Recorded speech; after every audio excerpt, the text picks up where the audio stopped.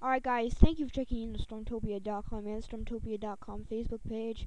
Current satellite and radar imagery over the US this morning is showing that we are in a very quiet pattern for almost all of the nation, with a major ridge building in the central and western portion of our nation, with nice Halloween weather spreading back up into the Midwest. New England, while we do have a cold front draped over Maine, to the north of that we're seeing snow and sleet and ice in parts of northern and central Maine, with that cold front's going to move south through the day today.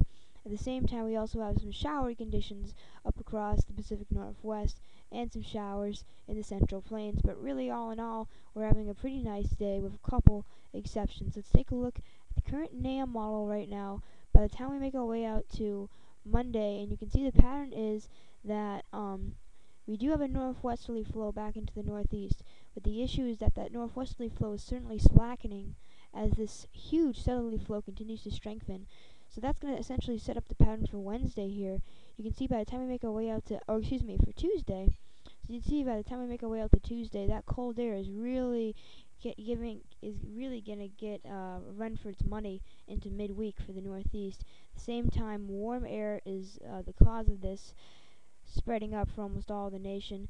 And then we do have one exception. That's further south into Texas. Everything's big in Texas, including the low pressure systems.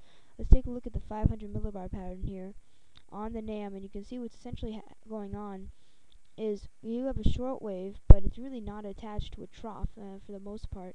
On the east side of this, there's going to be southeasterly flow coming right through the Gulf of Mexico into the southeast states.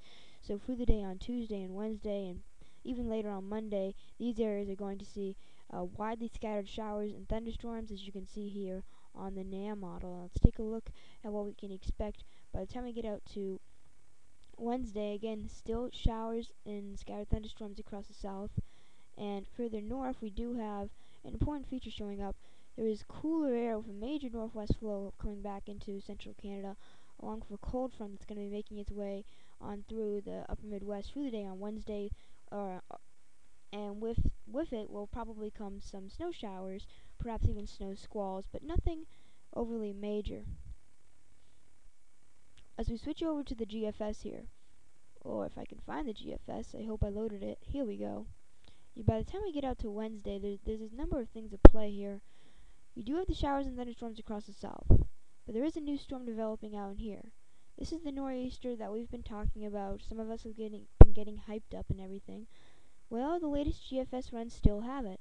They're bringing rain and not snow for most of the mid-Atlantic, and then they eventually bring up a pretty good colder precip through New England. Behind it, much cooler air follows. How does this differ from the other models? Well, they all agree that cool air is coming behind it, but in terms of the actual storm, we do need to look at a number of models. So that was the GFS, which brings it through, heavy for New England, light for the Mid-Atlantic, but mostly snow for almost all of us. And mostly rain for all of us. The one areas that could see snow based on the GFS would be back up into these areas. Now, let's take a look right now at what some of the other guidance products expect, because they're not all in agreement. I mean, you take a look at the DJX model, which is essentially a little different from the GFS, and it shows a totally different scenario.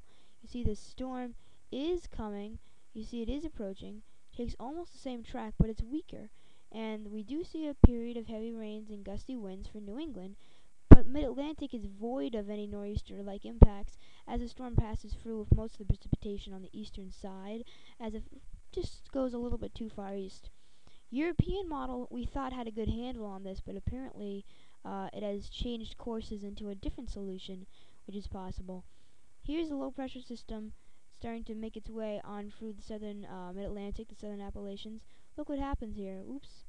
As you go through time, the interesting pattern is, instead of the low pressure system going up off the coast northeast, it actually goes north and a bit northwest.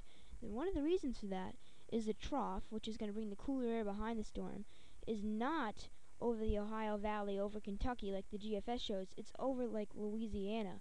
And because of that, the storm track would be further west the further south the trough goes. And you can see clearly how that trough is really far south. Therefore, the track is actually going right up over the Ohio Valley. Better picked up on this is probably the CMC model. We can go into this for a bit more detail for what this kind of a track would mean. Here's the CMC models we go through time. By the time we make our way out to November 4th, you can see how there is a number of things at play. We do have the nor'easter, so it's almost like an additional thing. We do have the nor'easter going on for the northeast, blah blah blah, heavy rain, gusty winds. But look what also happens further south. Now, I know up in there it does take the stage, but look, here's an important player. New low pressure system with rain developing in the southern mid-Atlantic. We are going to see heavy rain and possibly gusty winds for the mid-Atlantic. But look what happens as the low pressure center moves up through Ohio. There's enough cold air on the southerly side. You can see though, there is a lot of cold air. I mean, we got frost all the way down to New Orleans. That there's actually snow from the upper Great Lakes. And let me just clear this map off a bit just to show you the areas that are going to see snow based on the European CMC solution. Back up into these areas, it could be a pretty significant snow event. You can imagine how based on the GFS, that's way different where the GFS has snow going on back in through here. So you can imagine how we do need to give the model some time just to figure out what's really going to happen with this storm. We'll see which solution wins over. I'll certainly keep you updated here at stormtopia.com, so please stay tuned to our website. Please spread the word about our website, and have a great day.